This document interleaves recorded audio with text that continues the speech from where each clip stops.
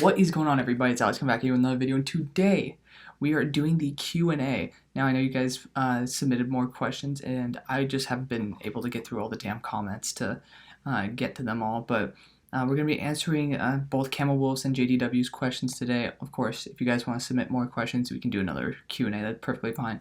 And I'm going to be answering some questions I promised to answer a long time ago for our former co-host Keon, so let's rock with it. Starting off with, you know what, we're going to start off with Camel Wolf. He's been here for quite a long time, so start off well, and then we'll end off with our former co-host.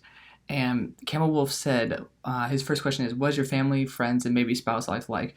So I have three sisters. I live in Los Angeles, but right now I'm a student at SMU, so I'm pretty much an only child. Like, all my three sisters are really old. Like, one of them just turned 38, and she's gonna kill me if she sees this video. But yeah, I'm kind of the young kid on the block. So my friends, I have a good amount of them, but my close people that I have in my life are our former co-host Keon. Um, and then I have a girl named Amanda Campbell in my life, and then Brooke. There's a plethora of people, and I have a roommate, Judd. He's also in there somewhere. And then talking about my spouse life, I have the greatest girlfriend in the world. She is hands down the best person I've ever met.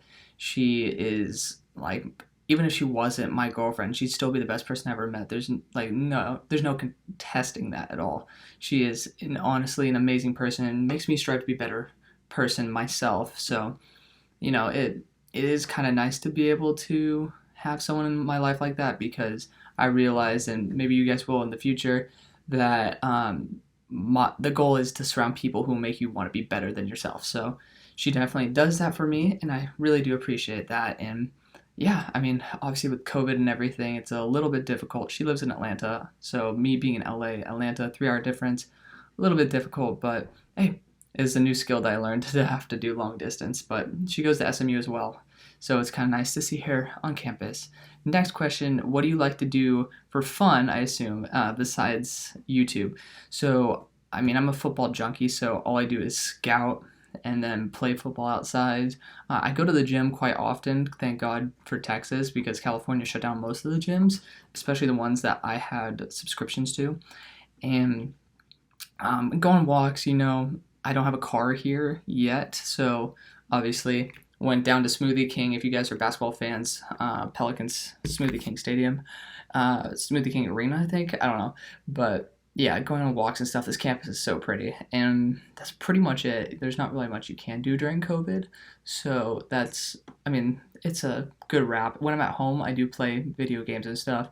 I don't really have a good recording for that, and then I don't know if you guys would even want to watch me do that, because I'm just a boring person probably on those video games. But if you guys want to see it, I'll try to incorporate it maybe over summer.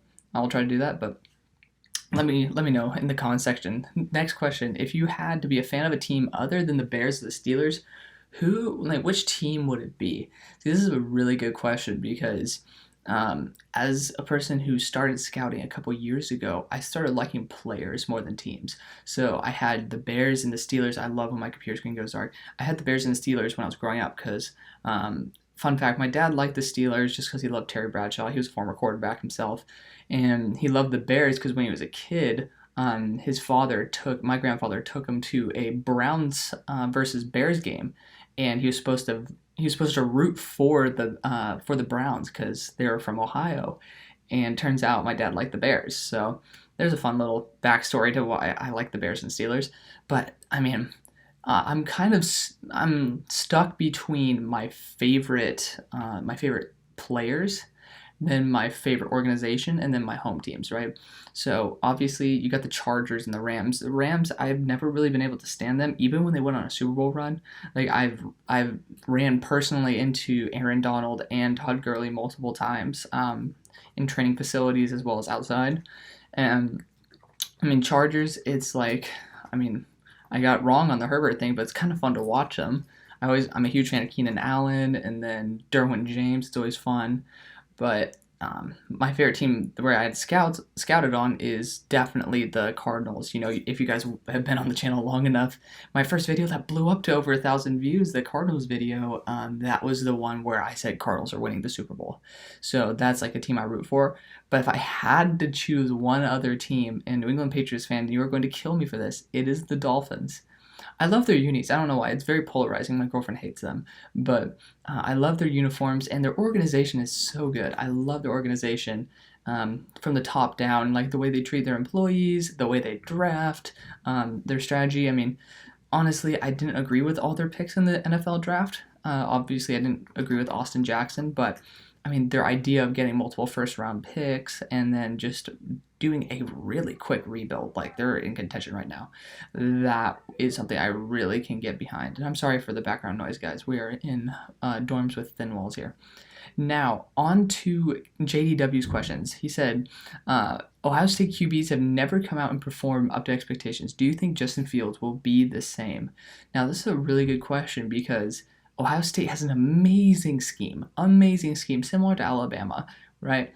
Like, obviously, A.J. McCarron lit it up, and same thing with Oklahoma, how Baker, he's looking a little lackluster, but, like, obviously, there are Landry Jones, for example. I'm blanking on the name of the other guy I'm thinking of, but there's been multiple quarterbacks. These are called scheme systems, and I don't think Justin Fields will be the same, and here's why. I see that Justin Fields is anticipation. That's a huge thing.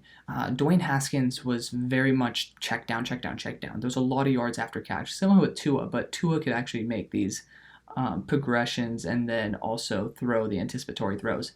Now, Fields is lacking in the reading, changing reads from 1 to 2 to 3, and I think he's a little too jumpy, similar to a Josh Allen, right?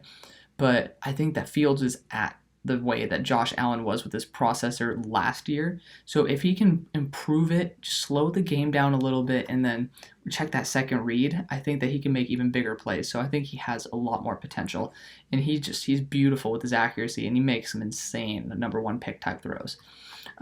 2, what do you think about all the Trevor Lawrence staying in college to avoid the Jets thing? I believe he will come out whoever is number 1. Now, I agree with you, JDW. I think Tila has also come out and said this, but of course, I mean, is he going to say, I'm going to ditch the draft right now? I don't think so. Trevor Lawrence is an esteemed man in the Jets. Like, if you think about it, they're a head coach, a quarterback, and maybe a couple offensive line pieces away from being able to contend for the division. Like, call me crazy for that, but their secondary is not that bad. They lost Jamal Adams. It's not that bad. Their linebackers, they still have C.J. Mosley there, guys. We forget about that. He opted out. They still have C.J. Mosley. They have a stud defensive line. And, you know, it's not something that's too crazy. And I think that's why he won't opt out. It's not a family thing, and it's much more of a, like, oh, maybe this team can be something. And it's in a division where you have some very young talent, but Josh Allen is way too volatile to say that, oh, the Bills are going to rule the division.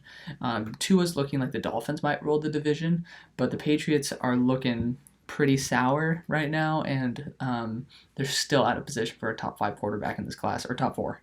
So he can come in there and make this division really, really competitive. Next, let's see. This one, a little biased, but who do you think is going to win the AFC South? Honestly, it is going to obviously be the Colts. You know, the Jaguars are tanking, you know. Even though Jake Luton's looking pretty damn solid, I'm not gonna lie. I mean, I did kind of like him at Oregon State, but obviously he wasn't like gonna be a top 10 quarterback in the class. He's playing like it, but Gardner Minshew is not the long term, and then there's just a lot of uncertainty with the Jaguars. They have a lot of talent, a lot of young talent, but they can definitely win it in the coming years.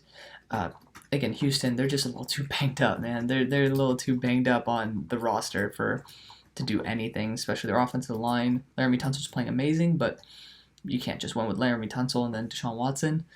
And then, who was the last team in the division? You got the Colts, Texans, the Titans. This is an interesting one, right?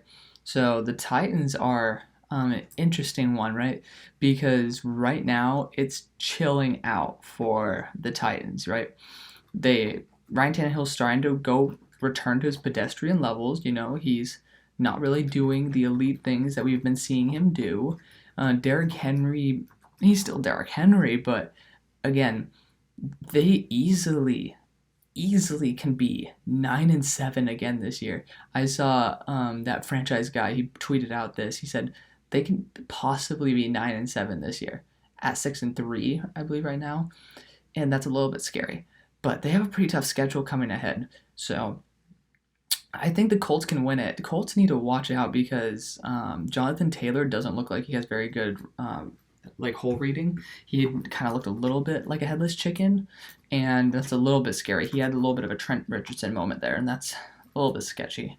But Wilkins, he's a solid backup man. But I'm telling you, if they had Mac, this team would be on a different level. Pittman coming back is a huge thing, so I'm gonna think that the AFC South is the Colts. Now, Keon asked me a long time ago, like, why do you love Ohio State? I love Ohio State because my brother-in-law first graduated there when I was 12 years old. He graduated from medical school. So I remember walking into the stadium being like, holy shit. It was insane. And then ever since then, I've just been rocking with Ohio State. It's just a family thing.